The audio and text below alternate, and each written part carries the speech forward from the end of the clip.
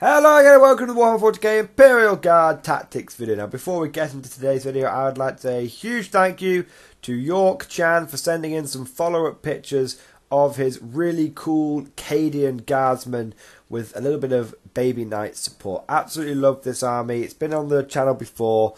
I've said this before and I'll say it again. A classic Cadian colour scheme can look really, really good if done right. It's like a classic ultramarine colour scheme. You know, a lot of people poo-poo ultramarines, but when it is done right, it looks absolutely fantastic. And the same is true with the classic Cadian scheme. So, thank you for sending these pictures in, York. Absolutely love it. If anyone else has got any cool pictures, please post them down on my Facebook page. There will be a link down in the description below. Now, without further ado, let's get into today's video. Now, I've actually tried to do this video 2 times already. And both times I didn't quite get it right because I didn't quite understand what I was trying to say. But after, hopefully third time lucky, but it's my almost like epiphany on the state of balance in 40k at the moment and the state of the game in general, especially in terms of competitive 40k. So earlier this month I did a video about Chaos Knights and Super Heavies and how they were sort of the gatekeepers to the meta. And then I also began this video as, well, Hordes are also pretty meta. And what but then I sort of realised I'm contradicting myself. How can I say that hyper elite armies are the meta and also Horde armies are the meta? Because those things are so different. How can they both be the meta? And then I realised something. So then second time I tried this video, I was talking about how sort of it's the elite, something either has to be so elite at what it does, it's so good, like knights, that they put a pressure point on the game. That breaks them, and Hordes are like the opposite. They play that pressure point game. But what I realised, what I was essentially realising was I was describing 2 extreme types of army. One which has only got like 4 models in it, which is knights. And one which is, if you really wanted it to, could get 400 models in it. You know, with like Hordes. But realistically, you know, one that's, you know, got like 200 plus models in it. How can both of these armies, which are so completely different, be part of the same competitive meta? What I realised is, and I mentioned this in one of my earlier videos, but I didn't really have that light bulb moment until now, is the middle ground of 40k is pretty balanced. Normal armies fighting each other is pretty balanced. And Games Workshop is constantly adjusting things. So if something is broken and abused, Games Workshop will try and fix it. Now, maybe they get it right, maybe they get it wrong. That's discussion for the video. But what they are doing is every time someone comes up with an exploit of the game, when they find a pressure point, be it a unit or a game mechanic, Games Workshop tries to fix it. And let's say, for the sake of argument, that they've been pretty successful and they fixed all the ones that they've addressed so far, just for the sake of argument. I know some people will disagree, but bear with me. So they keep fixing these pressure points. They keep balancing things. And so what happens is competitive players have to start looking harder and harder for those game-breaking lists, those game-breaking units, things that no one was taking at the beginning of 8th edition, which now feature in prominent lists. I mean, for example, Elder Flyers, they've been around since the beginning of 8th edition, but no one was taking them. Now you see people running 11, 13 in one list has got. One of the competitive lists has got. It was a 9, now it's 11. 11 is the normal. 11 Elder Flyers. People have been able to do that since the beginning of 8th, so why is it only just cropping up now? You know, people have been able to take Horde armies from the beginning of 8th, and for a long time, Horde armies were dominating the meta heavily, and they're making a resurgence again now. But why? What has changed? Well, essentially, what's happening is every time Games Workshop fixes something, they remove that option from the competitive players, and they have to go and find another way, another thing that they can use to break the game. I don't mean that in a derogatory. I'm not insulting these guys, not at all. They're just finding the most competitive thing they can do. But that pushes people to more and more extremes. You see these crazy lists of like 30, 40 Terminators in. That shouldn't do well, but because it's such an extreme, wacky, out there curveball list, it actually does quite well. Games, normally people would only take 3 knights.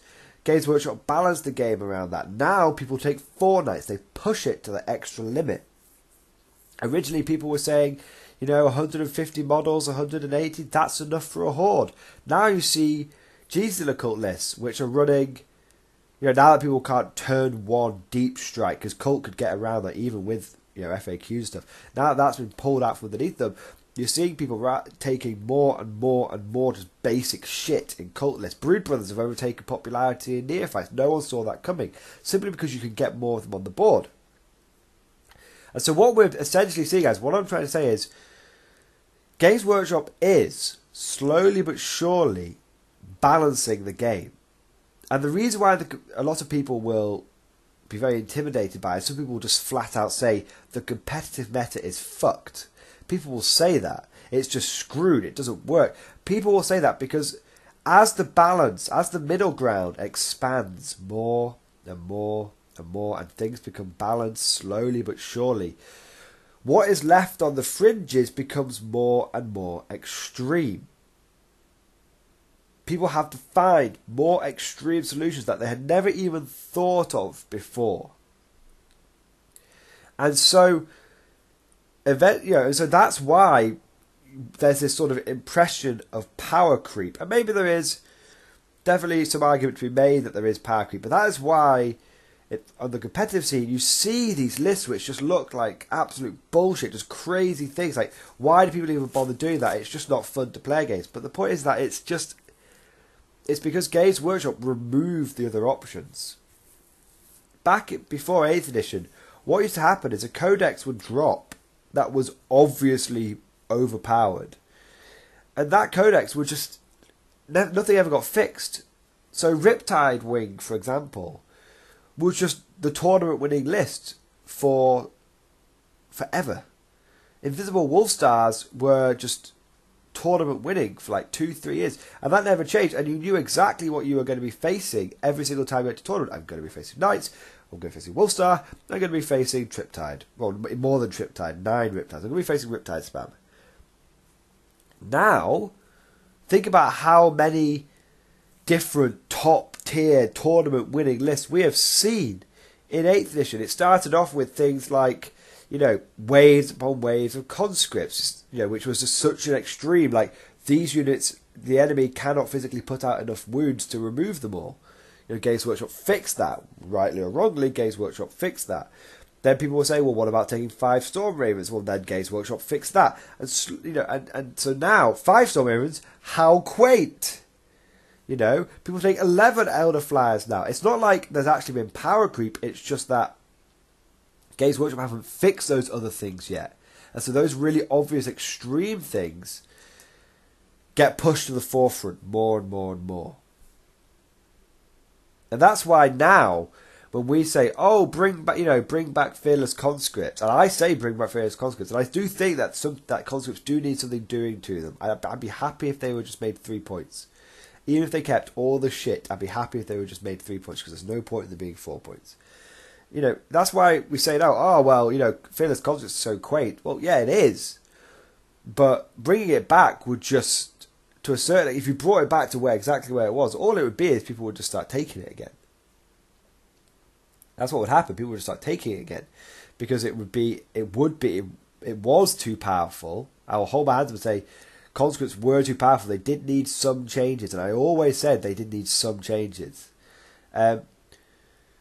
So you do have to understand that they need, sometimes Games Workshop gets it wrong and they go too far and they make something completely unusable.